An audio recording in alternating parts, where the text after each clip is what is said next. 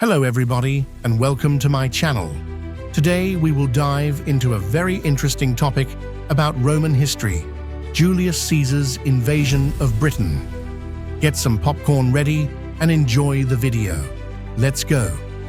Britain before Caesar. Britain had long been known to the classical world as a source of tin. The coastline had been explored by the Greek geographer Pytheas in the 4th century BC, and may have been explored even earlier, in the 5th century, by the Carthaginian sailor Himilco. But to many Romans, the island, lying as it did beyond the ocean at what was to them the edge of the known world, was a land of great mystery.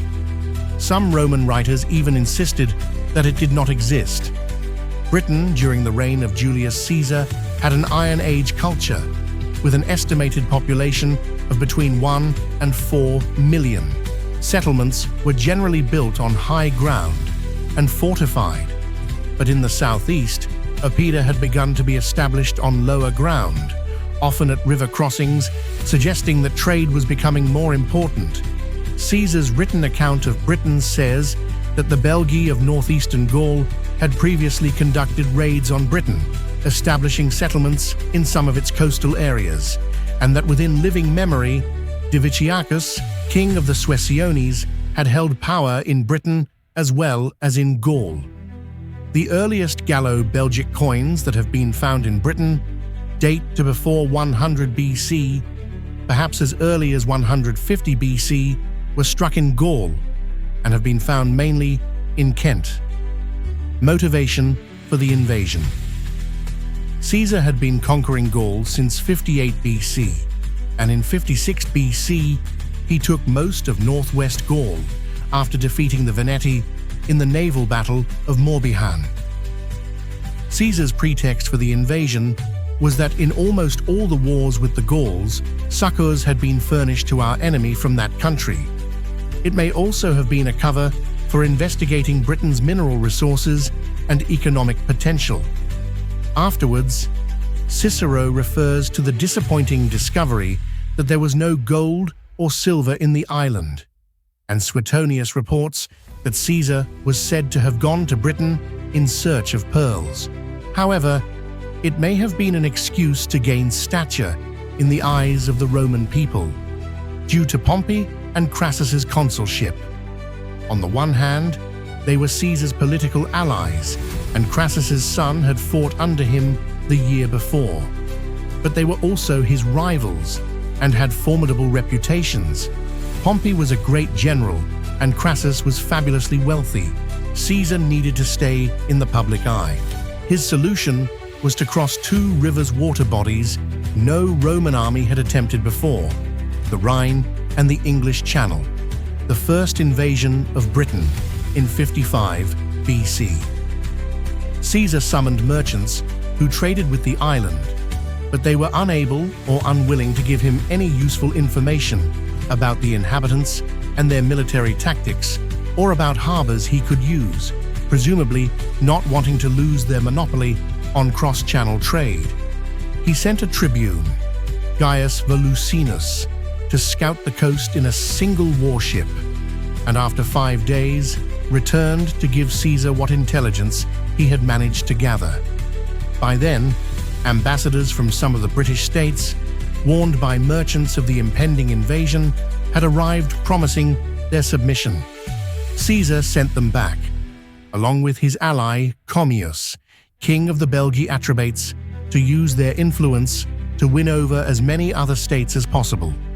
He gathered a fleet consisting of 80 transport ships, sufficient to carry 2 legions, Legio 7 and Legio X, and an unknown number of warships under a questor at an unnamed port in the territory of the Morini, almost certainly Portus Aetius. In late summer 55 BC, even though it was late in the campaigning season, Caesar decided to embark for Britain. Clearly in a hurry, Caesar initially tried to land, but when he came in sight of shore, the massed forces of the Britons gathered on the overlooking hills dissuaded him from landing there. The Britons had kept pace and fielded an impressive force, including cavalry and chariots, and the legions were hesitant to go ashore. To make matters worse, the loaded Roman ships were too low in the water to go close inshore, and the troops had to disembark in deep water, all the while attacked by the enemy from the shallows. The Romans established a camp and received ambassadors, and had Commius, who had been arrested as soon as he had arrived in Britain, returned to them. However, after his cavalry had come within sight of the beachhead, but then been scattered and turned back to Gaul by storms and with food running short, Caesar was taken by surprise by high British tides and a storm, threatening the return journey. Realizing this, and hoping to keep Caesar in Britain over the winter and thus starve him into submission, the Britons renewed the attack, ambushing one of the legions as it foraged near the Roman camp. This attack was driven off fully, in a bloody rout, with improvised cavalry that Commius had gathered from pro-Roman Britons and a Roman scorched earth policy. The campaigning season was now nearly over, and the legions were in no condition to winter on the coast of Kent. Caesar withdrew back across the Channel. Caesar once again narrowly escaped disaster. It was a fabulous propaganda victory as well, which was chronicled in Caesar's ongoing Commentari de Bello Gallico. Upon his return to Rome, he was hailed as a hero and given an unprecedented 20-day Thanksgiving.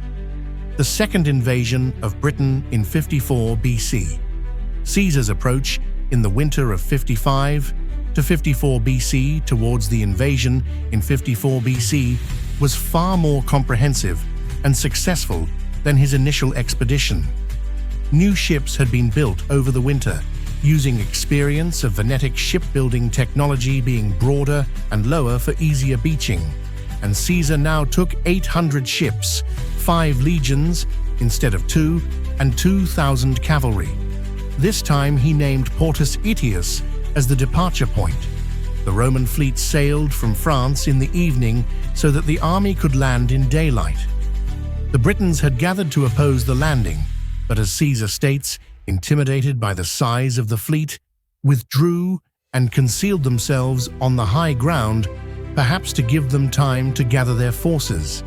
Upon landing, Caesar encountered the British forces at a river crossing, probably somewhere on the River Stour.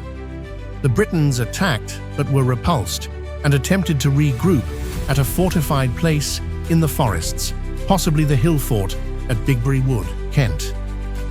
Caesar then returned to the Stour crossing and found the Britons had massed their forces there. Cassivellaunus, a warlord from north of the Thames, had previously been at war with most of the British tribes. He had recently overthrown the king of the powerful Trinovantes and forced his son, Mandubracius, into exile. But now, facing invasion, the Britons had appointed Cassivellaunus to lead their combined forces. After several indecisive skirmishes, during which a Roman tribune, Quintus Laberius Durus, was killed, the Britons attacked a foraging party of 3 legions under Gaius Trebonius, but were repulsed and routed by the pursuing Roman cavalry. Cassivellaunus realized he could not defeat Caesar in a pitched battle. The Trinovantes, whom Caesar describes as the most powerful tribe in the region, and who had recently suffered at Cassivellaunus's hands, sent ambassadors, promising him aid and provisions. Mandubracius, who had accompanied Caesar, was restored as their king, and the Trinovantes provided grain and hostages. 5 further tribes, the Cenomagni, Segontiaci, Ancalites, Bibrosi, and Cassi, surrendered to Caesar and revealed to him the location of Cassivellaunus's stronghold, possibly the hill fort at Wheathampstead, which he proceeded to put under siege. And Cassivellaunus sent ambassadors to negotiate a surrender. Caesar extracted payment of grain, slaves, and an annual tribute to Rome. This second trip to Britain was a true invasion, and Caesar achieved his goals. And there you have T.I., Caesar's invasion of Britain. Hopefully, you enjoyed watching the video as much as I did making it. Please leave a like, share, and subscribe for future videos about history. Next time, I will cover Magellan's expedition around the world, so stay tuned, have a wonderful week, and see you next time. Bye.